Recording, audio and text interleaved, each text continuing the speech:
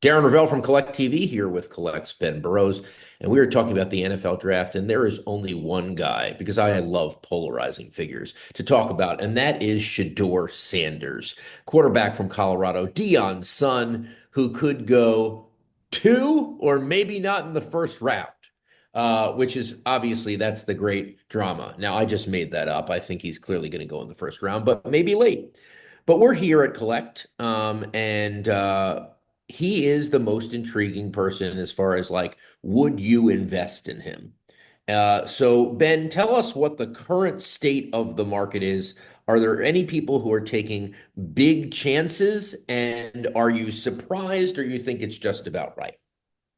So I've actually been a little surprised, Aaron. I thought his prices would be higher than they are. I thought his overall sales volume over the last couple years would be higher than it is. But frankly, and I wrote about this a couple times this past week, I think there are a lot of red flags about his market.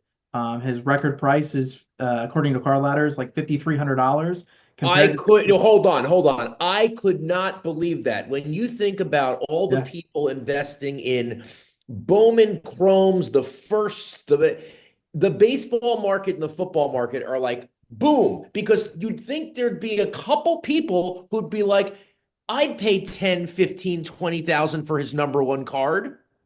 yeah, you think that. And so this is where it becomes problematic is we can acknowledge that the collegiate cards aren't as popular as, the prospect cards like Bowman prospect cards, right? But when we look at his peers, it becomes problematic because his teammate, Travis Hunter, the record card for him, $12,000.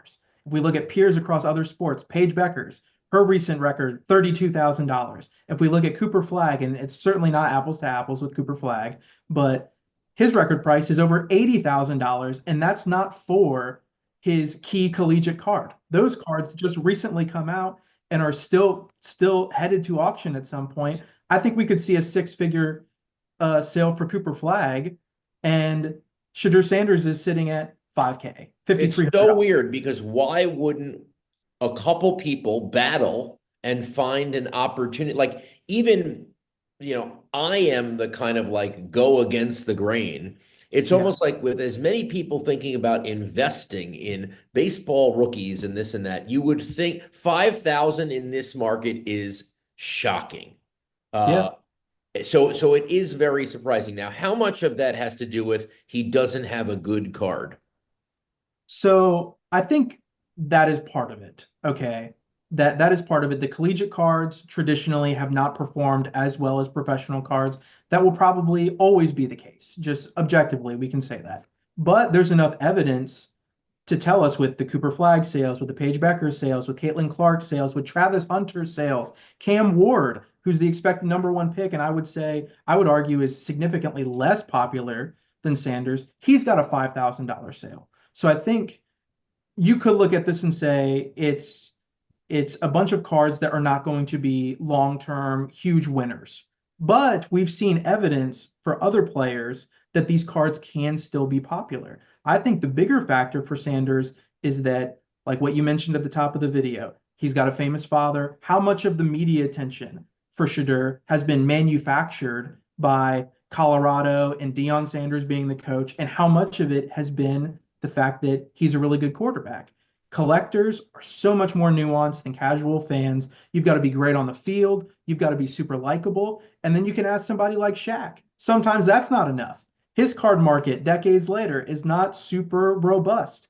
There's a whole bunch of boxes that you have to check for collectors before they're willing to spend a ton of money. And frankly, Shedeur just hasn't done it yet. We did a poll on Twitter whether people thought that he'd live up to the hype or not. 85% said that he would bust in the card world. Yep. A lot's going to depend on tonight, right? Not so much like I feel which team takes him and what market. Obviously, if it's a New York market or anything like that, that's usually crazy. But it's which team is most appropriate for him and could give him the chance to emerge as fast as possible, right? Because then Yep. he's going to sit there. My last question for you here. How much of his draft position does that affect how people will invest in him, right? So if he did go 2 versus 25, then people say, okay, like there's something that this has just been the draft narrative because that's what teams and scouts wanted, and they pushed it that way, or at least the one team that got him, whatever it is. How much do you think what happens tonight will affect whether people will spend on him? Because you have a So I big think break now to the start of the season, and he's definitely holding a clipboard. Right. So I think right there, there's a couple exceptions. If it's a New York market, if it's the New York Jets, if it's the New York Giants, I think that probably changes things a little bit.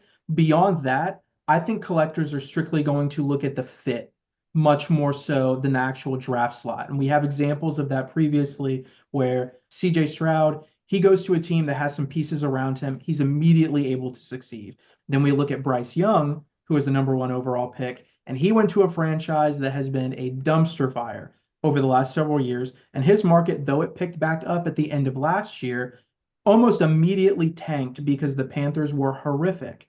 And so I think that's what people look at more than anything. Are you a number one pick? Cool. Is your team terrible? That is more important. It's all about, do you have a chance to be on the field and affect my dollars? And people just don't want to hold on to things for a long period of time. They don't want to Right. make these big investments. Yeah, 100%. Darren Ravel with Ben Burrows. Enjoy the NFL draft.